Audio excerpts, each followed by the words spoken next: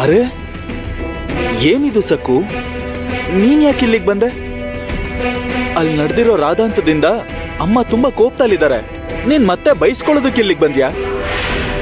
ಬರ್ಬೇಡ ಅಂತ ಸ್ಪಷ್ಟವಾಗಿ ಹೇಳಿದ್ರು ಅಲ್ವಾ? ಆದ್ರೂ ಏನಕ್ ಬಂದೆ? ಏನಂದ್ರೆ ನೀನಿನ್ನೇನು ಮಾತಾಡ್ಬೇಡ. ನಿನ್ನಿಂದ ನನಗ್ ತುಂಬಾ ತೊಂದರೆ ಆಗ್ತಿದೆ ಸಕ್ಕು. ನಿನ್ನನ್ ಕಾಪಾಡಿದ ಪ್ರತಿ ಸಲ ನನ್ಗೆ ಹೊಸ ಸಮಸ್ಯೆಗಳು ಬರ್ತಿದೆ. ನೀನು ನಿನಗಿಷ್ಟ ಬಂದ ಹಾಗೆ ಮಾಡ್ತಿದ್ಯಾ. ಅದರಿಂದ ಆಗೋ ಪರಿಣಾಮಗಳ ಬಗ್ಗೆ ನೀನ್ ಯೋಚನೆ ಮಾಡ್ತಾ ಇಲ್ಲ. ನೀನ್ ಏನ್ ಮಾಡ್ತೀಯೋ ಮಾಡ್ಕೋ, ನಾನಂತೂ ತಲೆ ಹಾಕಲ್ಲ. ಏನಂದ್ರೆ ನನ್ ಮನೆ ಇದೆ ಅಲ್ವಾ? ಅಯ್ಯೋ, ಮನೇಲಿ ವಾತಾವರಣ ತಣ್ಣಗಾಗೋವರ್ಗಾದ್ರೂ ಕಾಯ್ಬೇಕಿತ್ತಲ್ವಾ? ನನಗ್ ಅತ್ತೆ ಮನೆ ಅನ್ನೋದಿದ್ದಾಗ ನನ್ ತವ್ರ ಮನೇಲಿ ಯಾಕಿರ್ಬೇಕು ಅಂದ್ರೆ? ತವ್ರ ಮನೇಲೇ ಇರಬಹುದಿತ್ತಲ್ವಾ? ಏನಕ್ ಬಂದೆ? ನಿನಗೆ ವಿತಂಡ ವಾದ ಮಾಡೋದು ಅಭ್ಯಾಸ ಆಗೋಗಿದೆ ಸಕ್ಕು. ನಾನು ಸಮಸ್ಯೆ ಬಗೆಹರಿಸ್ತಾ ಇರ್ತೀನಿ, ನೀನ್ ಹೊಸ ಸಮಸ್ಯೆ ತರ್ತಾ ಇರೋ. ಇಲ್ಲಿಗೆ ಬರ್ಬೇಡ ಅಂತ ಅಮ್ಮ ಹೇಳಿದ್ರಲ್ವಾ ನಿನ್ಗೆ? ಸ್ವಲ್ಪ ತಾಳ್ಮೆಯಿಂದ ಇರಬಹುದಿತ್ತಲ್ವಾ? ಇರಲ್ಲ, ನಿನ್ಗಿಷ್ಟ ಬಂದ ಹಾಗೆ ಮಾಡ್ತೀಯಾ. ಈಗ ನೀನು ಅಮ್ಮನೇ ನೋಡ್ಕೊಳ್ಳಿ. ಅದೇನಾಗುತ್ತೋ ಆಗ್ಲಿ, ನಾನ್ ಮಾತ್ರ ಮಧ್ಯ ಬರಲ್ಲ. ಏನಂದ್ರೆ ನನ್ ಮಾತ್ ಕೇಳಿ. ಏನಂದ್ರೆ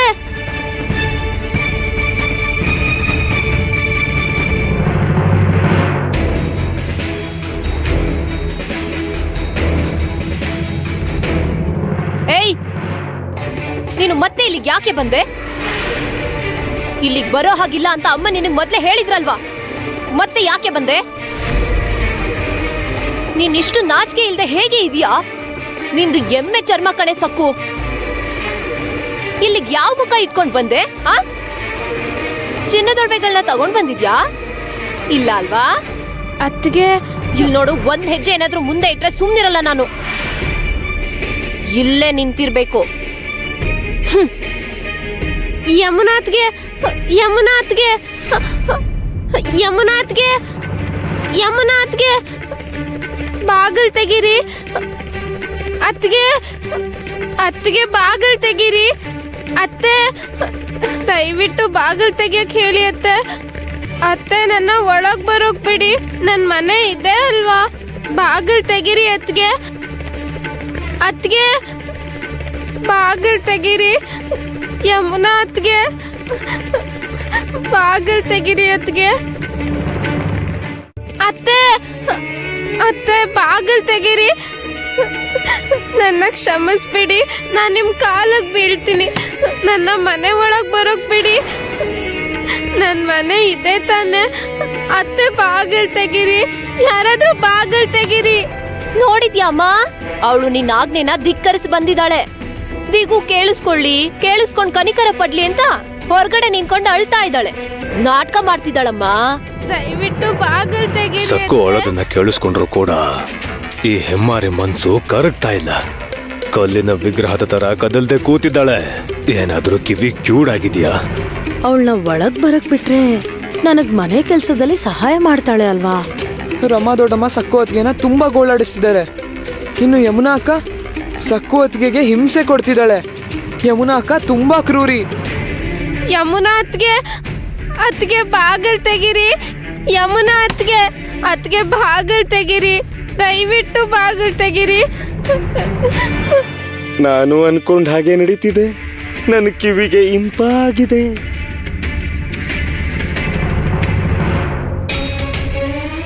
ಅಯ್ಯಯ್ಯೋ, ಅದು ಈಗ ನಡೆದಿರೋದ್ರಲ್ಲಿ ಚಿಕ್ಕಮ್ಮವ್ರದು ಯಾವ ತಪ್ಪು ಇಲ್ಲ.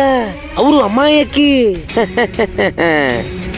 ಅದೇನಂದ್ರೆ, ಮದುವೆ ಆದ್ಮೇಲೆ ಹೆಣ್ಮಕ್ಳಿಗೆ ಸರ್ವಸ್ವ ಅಂದ್ರೆ ಅತ್ತೆ ಮನೆನೇ ಅಲ್ವೇ?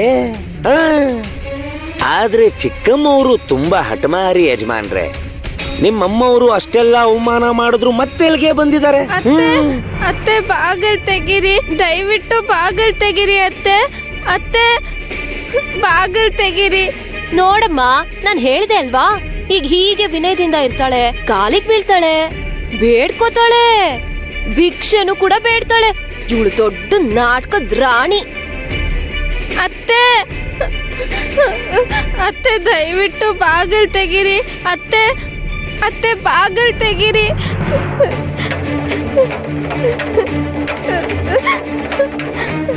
ಅತ್ತೆ, ದಯವಿಟ್ಟು ಬಾಗಿಲ್ ತೆಗೀರಿ. ನಾನ್ ನಿಮ್ ಕಾಲಕ್ ಬೀಳ್ತೀನಿ. ಇವಳು ಸಕ್ಕು ನಮ್ಮ ಮನೆ ಒಳಗ್ ಸೇರ್ಸ್ಲಿಲ್ಲ ಅಂದ್ರೆ ಮನೆ ಕೆಲ್ಸ ಎಲ್ಲ ನನ್ ತಲೆ ಮೇಲೇನೆ ಬೀಳುತ್ತೆ. ಸಕ್ಕು ಮಾಡ್ಬೇಕಾದ ಕೆಲ್ಸ ಯಾರ್ ಮಾಡ್ತಾರೆ? ಇನ್ಯಾರು ಮಾಡ್ತಾರೆ? ದಿಗು ಮಾಡ್ತಾನೆ. ಏನು ಸಕ್ಕು ಮೇಲೆ ಕನಿಕರ ಬರ್ತಿದ್ಯಾ? ಹಾಗಾದ್ರೆ ಅವಳ ಮೇಲೆ ಕನಿಕರ ತೋರಿಸಿ ಅವಳು ಮಾಡ್ಬೇಕಾದ ಕೆಲ್ಸಗಳನ್ನೆಲ್ಲ ನೀನೇ ಮಾಡು. ಹಾ ಏನಂದ್ರೆ ಅಯ್ಯೋ ಯಜಮಾನ್ರೆ, ಅದೇನಂದ್ರೆ ಚಿಕ್ಕಮ್ಮವರು ತುಂಬಾ ಕಠಿಣ ಸ್ವಭಾವದವರು. ನಿಜವಾಗ್ಲು ಬಾಗ್ಲು ತೆಗೆಯೋವರೆಗೂ ಚಿಕ್ಕಮ್ಮವರು ಕದಲ್ದೆ ಅಲ್ಲೇ ಇರ್ತಾರೆ. ಹಿಂದೆ ಒಂದ್ಸಲ ಪಾಂಡುರಂಗನಿಗೆ ಬೆಣ್ಣೆ ತಿನ್ಸೋದಕ್ಕೋಸ್ಕರ ಉಪವಾಸ ಇದ್ರು. ಸಾಯೋ ಹಂತದವರೆಗೂ ಹೋಗಿದ್ರು. 4 ದಿನ ಊಟ ಮಾಡೋದಿರ್ಲಿ, ಒಂದ್ ಹನಿ ನೀರ್ ಕೂಡ ಕುಡ್ದಿರ್ಲಿಲ್ಲ. ನಿಮಗ್ ಕೈ ಮುಗಿತೀನಿ, ನಾನ್ ಸರುಗೊಟ್ಟಿ ಭಿಕ್ಷೆ ಕೇಳ್ತಿದ್ದೀನಿ. ಬಾಗಿಲು ತೆಗಿರಿ ಅತ್ತೆ.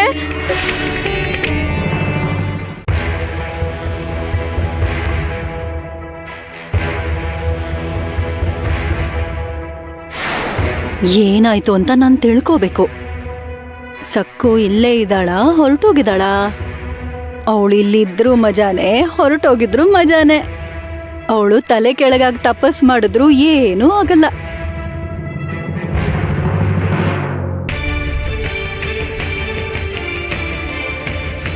ಅಯ್ಯೋ ದೇವ್ರೆ, ಸಕ್ಕು ಎಲ್ಲಿ ಉಮಾ? ಗುಡಿಗೆ ಹೋದ್ಲಾ? ಈ ಹುಡುಗಿಗ್ ಒಂದ್ ಕಡೆ ಇರೋ ಅಭ್ಯಾಸನೇ ಇಲ್ಲ. ಆದ್ರೆ ಈಗ ಏನ್ ಮಾಡಕ್ಕಾಗತ್ತೆ? ಅವ್ರ ಅತ್ತೆ ಮನೆಯವ್ರು ಬರ್ಬೇಡ ಅಂದಿದಾರಲ್ವಾ? ದಿನಾ ಪಾಂಡುರಂಗನ್ ಭಜನೆ ಮಾಡ್ಕೊಂಡು ಕಾಲ ಕಳಿಬೇಕಷ್ಟೆ.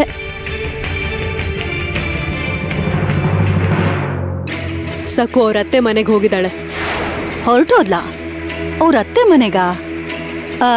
ಅದೇನಂದ್ರೆ ಯಾರ ಜೊತೆ ಹೋದ್ಲು? ಮತ್ತೆ ಅವ್ರ ಅಪ್ಪನಿಗೆ ಅವಮಾನ ಆಗ್ಬಾರ್ದು ಅಂತ ಅವ್ರಪ್ಪಂಗ್ ಬರ್ಬೇಡ ಅಂತ ಹೇಳಿ ಒಂಟಿಯಾಗಿ ಹೋದ್ಲು. ಒಂಟಿಯಾಗಿ ಹೋದ್ಲಾ? ಏನ್ ಹೇಳ್ತಿದ್ದೀರಾ ದೊಡ್ಡಮ್ಮ? ಆದ್ರೆ ಉಮಾ, ಸಕ್ಕು ಕ್ಷೇಮವಾಗೇ ಅತ್ತೆ ಮನೆ ಸೇರ್ಕೊಂಡಿರ್ತಾಳೆ ಅಲ್ವಾ? ಯಾಕಂದ್ರೆ ಸಮಯ ಸರಿ ಇಲ್ಲ, ನಮ್ ಹುಷಾರಲ್ಲಿ ನಾವಿರ್ಬೇಕು.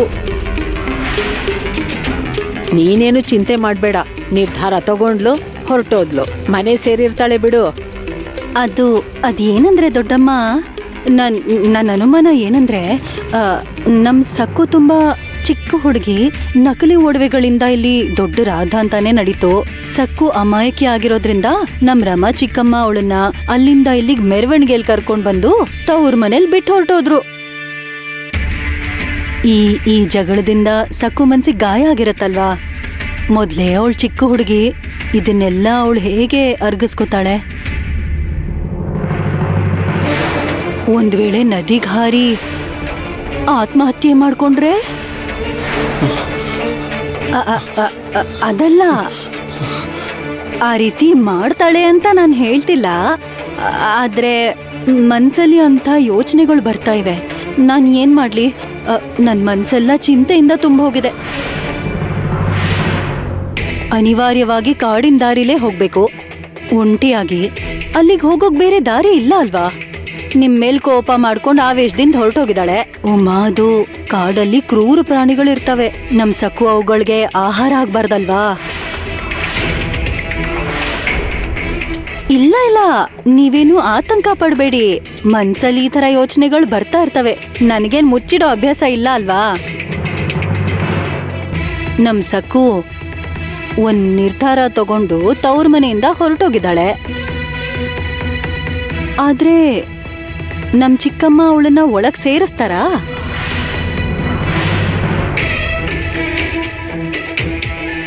ಅತ್ತೆ, ಬಾಗಿಲು ತೆಗಿರಿ ಅತ್ತೆ. ನನ್ ಮೇಲೆ ದಯೆ ತೋರಿಸಿ ಅತ್ತೆ.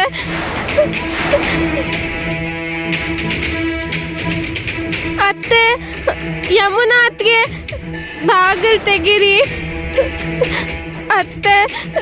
ದಯವಿಟ್ಟು ಬಾಗಿಲು ತೆಗಿರಿ.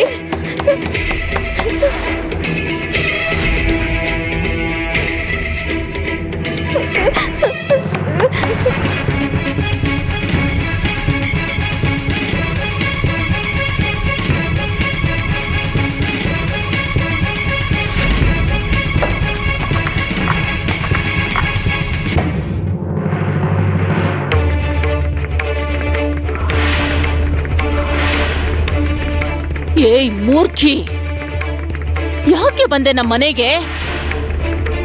ನಡಿ ಹೋಗು, ನನ್ನ ಮನೆಯಿಂದ ಹೊರಟೋಗು. ಇಲ್ಲಿರೋಕ್ ನಿನಗೆ ಅವಕಾಶ ಇಲ್ಲ. ಅಯ್ಯೋ ಅತ್ತೆ, ಯಾಕೆ ಯಾಕೆ ಬಂದೆ ಇಲ್ಲಿಗೆ ನೀನು?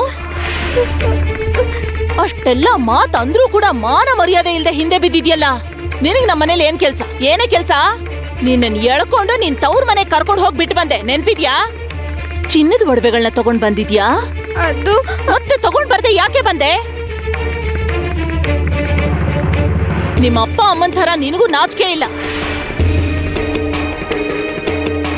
ನಿನ್ನಂಥ ನಂಬಿಕೆ ದ್ರೋಹಿಗಳಿಗೆ ನನ್ನ ಮನೇಲಿ ಜಾಗ ಇಲ್ಲ. ನಮ್ ಚಿಕ್ಕಮ್ಮ ಪದೇ ಪದೇ ಹೇಳಿದ್ರು ಅಲ್ವಾ, ಚಿನ್ನದ ಒಡವೆಗಳನ್ನು ತಗೊಂಡ್ ಬರ್ದೇ ಇದ್ರೆ ಸಕ್ಕುನ ಮನೆ ಹೊಸಲ್ ಕೂಡ ತುಳಿಯೋಕ್ ಬಿಡಲ್ಲ ಅಂತ. ಭಾಮ, ಅದಲ್ಲ ದೊಡ್ಡಮ್ಮ, ನನಗ್ ನಮ್ ಚಿಕ್ಕಮ್ಮನ ಬಗ್ಗೆ ಗೊತ್ತಲ್ವಾ, ಅವ್ರ ಮಾತಂದ್ರೆ ಮಾತು. ಅದು ಎಲ್ಲಾ ಅಡೆತಡೆಗಳು ತೊಂದರೆಗಳನ್ನ ದಾಟಿ ಸಕ್ಕು ಅಲ್ಲಿಗೆ ಹೋದ್ರು ನಮ್ ಚಿಕ್ಕಮ್ಮ ಅವಳನ್ನ ಮನೆ ಒಳಗ್ ಸೇರ್ಸಲ್ಲ.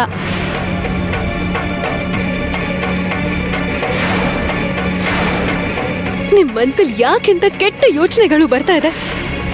ನಮಗ್ ನೀವ್ ಹೇಳ್ಬೇಕು ಅನ್ಕೊಂಡಿರೋದಾದ್ರೂ ಏನು? ಸಕು ಏನ್ ಮಾಡ್ಬೇಕು ಅಂತ ನೀವ್ ಅನ್ಕೊಂಡಿದೀರಾ? ಅವಳಿಲ್ಲೇ ತವ್ರ ಮನೇಲಿ ಅಳ್ತಾ ಕೂತ್ಕೋಬೇಕು ಅಂತೀರಾ? ನಿಮ್ ಮನ್ಸಲ್ಲಿ ಏನಿದೆ ಅಂತ ನಮಗ್ ಗೊತ್ತಾಗಲ್ಲ ಅಂತ ಅನ್ಕೊಂಡಿದ್ದೀರಾ? ಸಕು ಯಾವಾಗ್ಲೂ ಕಷ್ಟದಲ್ಲೇ ಮುಳುಗಿರ್ಬೇಕು, ಅವಳು ಸುಖವಾಗೇ ಇರಬಾರ್ದು. ಇನ್ನ ನಾವು ಕೂಡ ಸಂತೋಷವಾಗಿರ್ಬಾರ್ದು, ಅದೇ ನಿಮ್ಮ ಆಸೆ, ನನಗ್ ಗೊತ್ತು. ಅಯ್ಯೋ, ನೀನ್ ಯಾಕೆ ಹೀಗ್ ಮಾತಾಡ್ತಿದ್ಯಾ ಉಮಾ? ನಿಜಾನೇ ಮಾತಾಡ್ತಾ ಇದ್ದೀನಿ. ಇಷ್ಟು ದಿನ ನಮ್ಮ ಅಣ್ಣನ್ ಮುಖ ನೋಡ್ಕೊಂಡು ನಾನು ಸುಮ್ನೆ ಇದ್ದೆ. ನನ್ ಮನೆಗ್ ಬಂದಾಗೆಲ್ಲ ಚುಚ್ಚು ಮಾತುಗಳಿಂದ ನನ್ ಗಂಡನ್ಗೆ ನಮ್ಮ ಅತ್ತೆಗೆ ನೋವು ಮಾಡ್ತಾ ಇದ್ರಿ, ಹಿಂಸೆ ಕೊಡ್ತಿದ್ರಿ. ನನಗ್ ಗೊತ್ತಿದ್ರೂನು ಸಂಬಂಧನ ಕಳ್ಕೋಬಾರ್ದು ಅಂತ ಮೌನವಾಗಿರ್ತಿದ್ದೆ ನಾನು. ನೀವ್ ಯಾವಾಗ್ಲೂ ದುರಾಲೋಚನೆ ಇಟ್ಕೊಂಡೇ ಬರ್ತಿದ್ರಿ. ಯಜಮಾನ್ರು ವಿಷಯದಲ್ಲೂ ಕೂಡ ನೀವ್ ಇದನ್ನೇ ಮಾಡಿದ್ರಿ. ಅವ್ರು ನಮಗೆ ಪ್ರತಿ ಕ್ಷಣ ನರ್ಕ ತೋರಿಸ್ತಿದ್ರು, ಸಕ್ಕೋಗ್ ಹಿಂಸೆ ಕೊಟ್ರು. ಆದ್ರೂ ಕೂಡ ಸಕುನ ಯಜಮಾನ್ರಿಗೆ ಕೊಟ್ಟು ಮದ್ವೆ ಮಾಡ್ಬೇಕು ಅಂತ ನೀವ್ ಏನೇನೋ ಪ್ರಯತ್ನ ಮಾಡಿದ್ರಿ, ಮಾಡ್ಲಿಲ್ವಾ?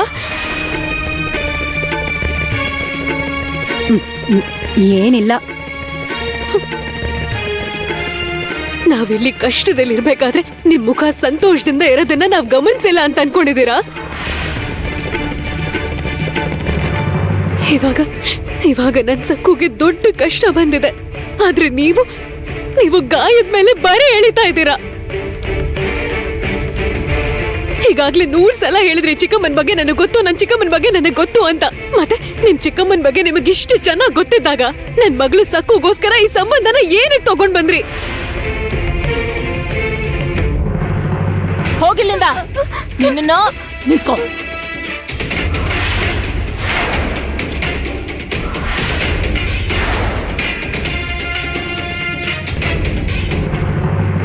ಅಯ್ಯೋ ಅತ್ತೆ, ಈಗ ನನ್ ಮನೆ ಇದೆ ಅಲ್ವಾ? ಸತ್ರು ಬದುಕಿದ್ರು ಎಲ್ಲ ಇಲ್ಲೇ, ನಾನು ಇಲ್ಲೇ ಇರ್ತೀನಿ. ನಾನು ಒಂದ್ ಚಿಕ್ಕ ಕೋಣೆಲಿ ಇರ್ತೀನಿ. ನಾನು ನಿಮ್ಗೆ ಯಾವ್ದೇ ರೀತಿ ತೊಂದರೆ ಕೊಡಲ್ಲ ಅತ್ತೆ. ನನ್ನ ಮನೆಯಿಂದ ಆಚೆ ಹಾಕ್ಬೇಡಿ ಅತ್ತೆ, ನನ್ನ ಮನೆಯಿಂದ ಆಚೆ ಹಾಕ್ಬೇಡಿ, ನನ್ನ ಮನೆಯಿಂದ ಓಡಿಸ್ಬೇಡಿ. ಅಮ್ಮ, ಅವಳ ಮಾತುಗಳು ಕೇಳಿ ಮೋಸ ಹೋಗ್ಬೇಡ. ಇವಳು ಹೀಗೆ ನಾಟಕ ಮಾಡ್ತಾಳೆ. ನಿನಗ್ ನೆನ್ಪಿದೆ ತಾನೆ, ತವ್ರ ಮನೆ ಕಳಿಸ್ತೀನಿ ಅಂದಾಗ ಅವತ್ತು ಸಾಲಾಗಿ ಎಲ್ರ ಕಾಲು ಹಿಡ್ಕೊಂಡ್ಲು. ಅಬ್ಬಾ, ಇವಳು ಕೆಲ್ಸ ಆಗ್ಬೇಕು ಅಂದ್ರೆ ಊರವ್ರೆಲ್ರ ಮುಂದೆನೂ ಕೂಡ ಕಾಲ್ ಹಿಡ್ಕೊಂಡ್ ಕ್ಷಮೆ ಕೇಳ್ತಾಳೆ. ಅಯ್ಯೋ ದೊಡ್ಡಿ, ಇಲ್ಲಿ ಸಲ್ಲದನ್ನೆಲ್ಲ ಅವಳ ತಲೆ ತುಂಬಬೇಡ. ಅವಳಿಗೆ ಆಲೋಚನೆ ಇಲ್ದೇ ಇದ್ರು ನೀನ್ ಹೇಳಿದನ್ ಕೇಳಿಸ್ಕೊಂಡ್ ಮಾಡ್ತಾಳೆ. ಊರವ್ರ ಮುಂದೆ ನಮ್ಮ ಮರ್ಯಾದೆ ಹೋಗುತ್ತೆ. ಹಾಗಾಗ್ಬಾರ್ದು ಅಂತ ತಾನೇ ಡಂಗುರ ಸಾರೋದನ್ನ ನಿಲ್ಸಿ ಸಿಪಾಯಿಗಳನ್ನ ಕಳಿಸ್ ಬಂದಿದ್ದು. ನೀನ್ ಯಾಕೆ ಅನಾವಶ್ಯಕವಾಗಿ ತಲೆ ಹಾಕ್ತೀಯಾ? ಬುದ್ಧಿ ಇಲ್ಲ ನಿನಗೆ. ಇಲ್ಲಡೋ, ಯಮುನಾ ಹೇಳಿದ ಹಾಗೆ ನೀನ್ ಮಾಡಬಾರ್ದು.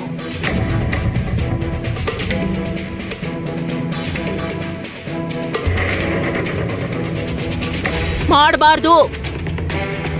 ಯಾವ್ದು ಮಾಡಬಾರ್ದು ಅಂತೀನೋ ನೀನ್ ಖಂಡಿತವಾಗ್ಲೂ ಅದನ್ನೇ ಮಾಡ್ತೀಯ.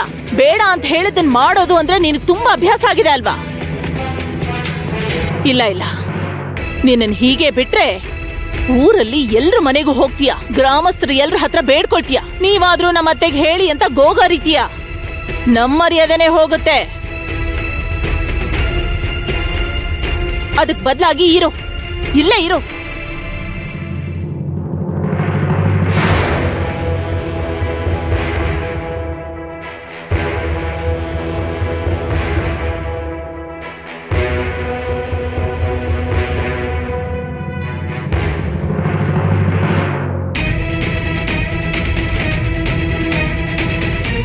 ಇಲ್ಲೇ ಇರು, ಆದ್ರೆ ಮನೇಲಲ್ಲ.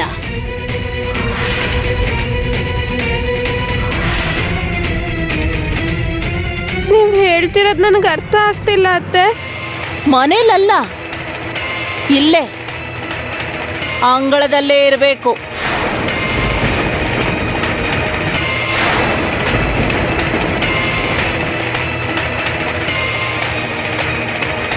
ಇಲ್ಲಿ ನೋಡಿ, ನಾನು ಅಲ್ಲಿ ಆ ಮೂಲೆಯಲ್ಲಿ, ಅಂಗಳದಲ್ಲಿ ಆ ಮೂಲೆಯಲ್ಲಿ ಇರಬೇಕು ನೀನು. ಆ ಕಡೆ ನೋಡು, ಆ ಗುಡಿಸ್ಲಲ್ಲಿ ಇರಬೇಕು, ಅಲ್ಲೇ ಇರಬೇಕು.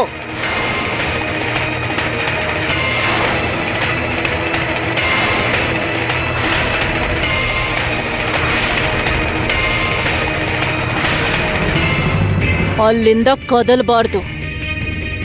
ನನ್ನ ಮನೆ ಮೆಟ್ಲನ್ ಕೂಡ ಹತ್ತಬಾರ್ದು ನೀನು. ಹತ್ತಿದ್ರೆ ಕಾಲು ಮುರಿದು ಬಿಡ್ತೀನಿ. ಅತ್ತೆ, ಪರವಾಗಿಲ್ಲ, ನಾನು ಅಲ್ಲೇ ಇರ್ತೀನಿ. ನಿಮ್ಮ ಆಜ್ಞೆನ್ ಪಾಲಿಸ್ತೀನಿ. ನೀವು ತುಂಬಾ ಕರುಣೆ ಇರೋರು, ಅದಕ್ಕೆ ನೀವು ನನಗೆ ಅಲ್ಲಿರೋದಕ್ಕೆ ಅನುಮತಿ ಕೊಟ್ಟಿದ್ದೀರಾ.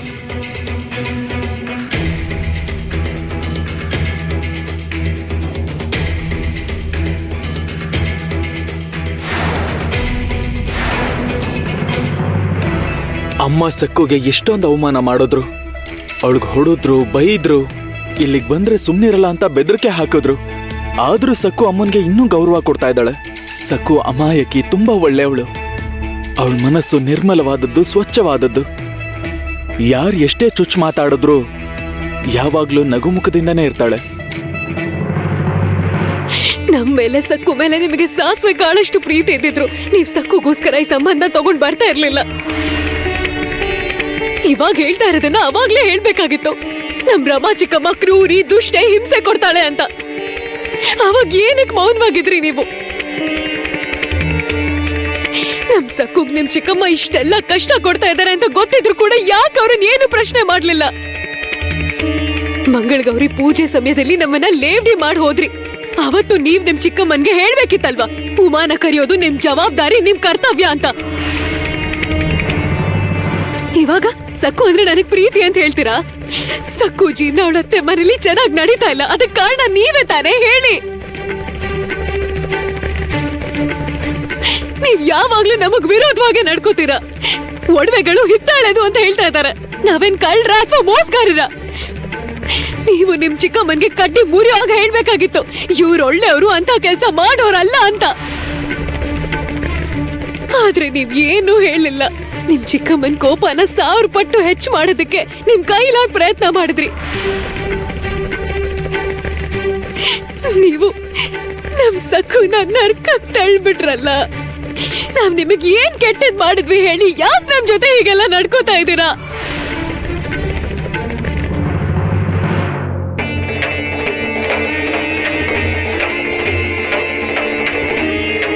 ದುಃಖ ಪಡ್ಬೇಡ ಉಮಾ, ನೀನ್ ಇವಳ ಮಾತುಗಳನ್ನ ತಲೆಗೆ ಹಾಕೋಬೇಡ. ಮೊದಲೇ ದುಃಖದಲ್ಲಿದ್ದೀವಿ. ಇವಳು ಮಾಡಿರೋ ಕರ್ಮಕ್ಕೆ ಅನುಭವಿಸ್ತಾಳೆ. ನೀವಿಷ್ಟು ಕ್ರೂರಿಯಾಗಿ ಹೇಗಿರೋದಕ್ ಸಾಧ್ಯ? ಯಾವಾಗ ನೋಡಿದ್ರು ನನ್ ಮುದ್ದು ಸಕ್ಕುಗೆ ಬೈತೀರಾ, ನಿಂದಿಸ್ತೀರಾ. ಗೊತ್ತಿದ್ದು ದ್ರೋಹ ಮಾಡೋದು ತಪ್ಪು ಅಲ್ವಾ? ನಿಮ್ಗೂ ಕೂಡ 2 ಹೆಣ್ಮಕ್ಳಿದ್ದಾರೆ. ನೀವ್ ಮಾಡೋ ಪಾಪದ ಫಲ ಅವ್ರಿಗೆ ತಟ್ಟುತ್ತೆ.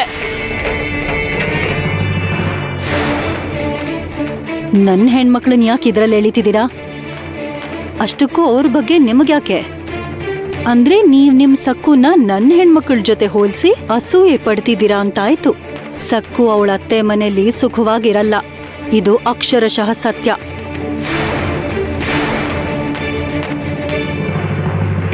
ನಿಮಗಿನ್ನೂ ಒಂದ್ ದೊಡ್ಡ ವಿಷಯ ಗೊತ್ತಿಲ್ಲ ಉಮಾ. ಸಕ್ಕು ಅತ್ತೆ ಮನೆಯವರು ಪಾಂಡುರಂಗನ್ನ ದ್ವೇಷಿಸ್ತಾರೆ. ನಮ್ ಚಿಕ್ಕಮ್ಮ ಪಾಂಡುರಂಗನ್ ವಿಗ್ರಹನ ಬಾವಿಗೆ ಬಿಸಾಕಿದ್ದಾರೆ. ಆ ವಿಷಯ ನಿಮಗ್ ಗೊತ್ತಾಗಿದ್ದ ದಿನ ನೀವ್ ಹೇಗ್ ಒದ್ದಾಡ್ತಿರೋ ಅಂತ ನೆನೆಸ್ಕೊಂಡ್ರೇನೆ ಸಂತೋಷ ಆಗ್ತಿದೆ. ಆ ದೃಶ್ಯನ ನೋಡ್ಬೇಕು ಅಂತ ನನ್ ಮನ್ಸು ಹಂಬಲಿಸ್ತಿದೆ. ನಿಮಗೆ ಸಾಲು ಸಾಲಾಗಿ ಕಷ್ಟಗಳು ತಪ್ಪಿದ್ದಲ್ಲ ಉಮಾ.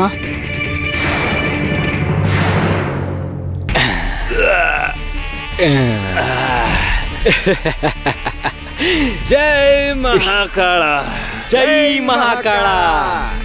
ನಾವು ಮಾಡಿ ಕುತಂತ್ರ ಈ ಸಲ ಚೆನ್ನಾಗಿ ಕೆಲಸ ಮಾಡಿದ. ಅಯ್ಯೋ ಬಾಬಾ ಅವರೇ, ಎಲ್ಲಾನು ತೃಪ್ತಿಯಾಗಿ ನಡೀತು. ಆದ್ರೆ ಆ ಸಕ್ಕು ಹಿಂತಿರುಗಿ ಬಂದಿದ್ದಾಳೆ. ಏನೋ ಸಕ್ಕು ಮತ್ತೆ ಬಂದಿದ್ದಾಳ? ಹೌದು, ಮನೆ ಹತ್ರ ಈಗಷ್ಟೇ ದೊಡ್ಡ ರಾಧ ಅಂತ ಆಯ್ತು.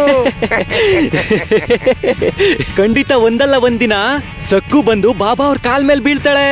ಬಾಯಿ ಮುಚ್ಚೋ, ಮುಚ್ಚೋ. ನಾಯಿ ಹಾಗೆ ನೀನು ಮಧ್ಯದಲ್ಲಿ ಬಂದು ಬೌ ಬೌ ಅಂತ ಬೊಗಳು ಬೇಡ. ದಾಮು ಅವರು ನನಗೆ ಮುಖ್ಯವಾದ ವಿಷಯ ಹೇಳ್ತಿದಾರ, ನಾನು ಕೇಳಿಸ್ಕೋಬೇಕು. ನೀನು ಬಾಯಿ ಮುಚ್ಕೊಂಡಿರು. ಸಾಕು, ಮತ್ತೆ ಬಂದಿದ್ದಾಳೆ. ಆಮೇಲೆ ಆಯ್ತು. ಅಯ್ಯೋ ಬಾಬಾ ಅವರೇ, ಇವನ್ ಸ್ವಲ್ಪ ಅತಿಯಾಗಿ ಮಾಡ್ತಿದ್ದಾನೆ. ನಿನ್ನೆ ಮೊನ್ನೆ ಬಂದಿರೋ ನೀನು ಅವ್ರಿಗೆ ಹತ್ರ ಆಗ್ತೀಯಾ? ನನಗಿಂತ ಆಪ್ತ ಆಗ್ಬೇಕು ಅನ್ಕೋತಿದ್ಯಾ? ಇರೋ ನಿನಗೆ ಮಾಡ್ತೀನಿ. ಮನೋರಮ್ಮ ಅಮ್ಮವರು ಬರಬೇಡ ಅಂತ ಹೇಳಿದ್ರು ಕೂಡ ಚಿಕ್ಕಮ್ಮವರು ವಾಪಸ್ ಬಂದ್ಬಿಟ್ರು. ಆದ್ರೆ ಮನೋರಮ್ಮ ಅವರು ಒಪ್ಕೊಳ್ತಾರ?